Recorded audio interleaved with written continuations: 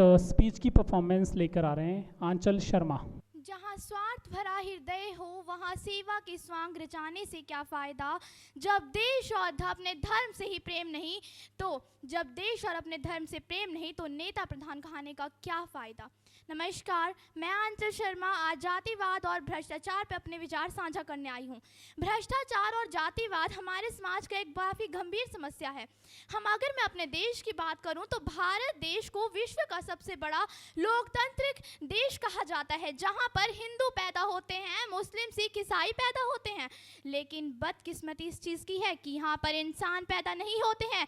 और भारत को हम धर्मनिरपेक्ष राज्य कहते हैं। यहाँ पर सभी धर्मों के लोग पैदा होते हैं, लेकिन यहाँ पर सभी धर्मों में आज भी भेदभाव है। भारत धर्मनिरपेक्ष राज्य के होने के बावजूद भी भारत में कई जाति धर्म है जिनमें भेदभाव किया जाता है। आखिर ऐसा क्यों? हमारे भारत देश में क्यों आखिरकार भेदभाव होता है?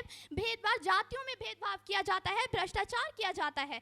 सन 1947 को जब हमारे भारत को अंग्रेज़ों के कुशासन से आज़ादी मिली तो उस समय किसी भी व्यक्ति ने यह परिकल्पना भी नहीं की थी कि हमारे भारत को आने वाले समय में जातिवाद और भ्रष्टाचार जैसे इन दो समस्याओं का सामना करना पड़ेगा। इनके भारत को, जिसे विश्व का सबसे बड़ा लोकतांत्रिक देश कहा जाता है, उस देश के ऊपर जातिवाद और समाजवाद, जातिवाद और भ्रष्टाचार जैसे दो काले धब्बे लग जाएंगे। जब हमारा भारत 1947 को आज़ाद हुआ था तो उस समय हमारे भारत ने नव भारत निर्माण की बुनियाद रखी।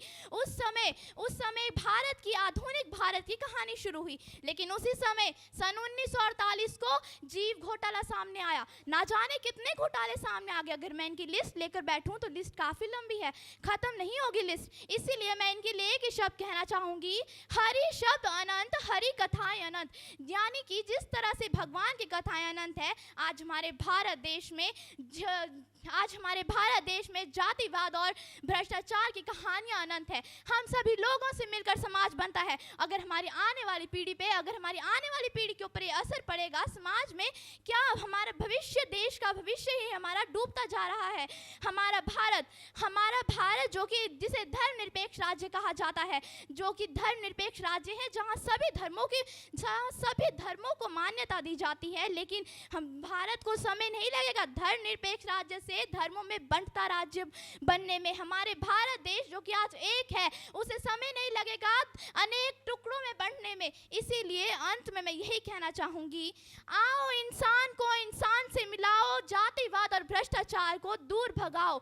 आओ इंसान को इंसान से मिलाओ, आओ इंसान को इंसान से मिलाओ। धन्यवाद। इसमें KKHD, इसमें KKHD, इसमें KKHD। KKHD है क्या? अरे आपको नहीं पता किसमें कितना है दम। दुनिया के सामने अपना टैलेंट लाने के लिए सबसे अच्छा टैलेंट जो है, इनका नंबर क्या? 9041 733 733।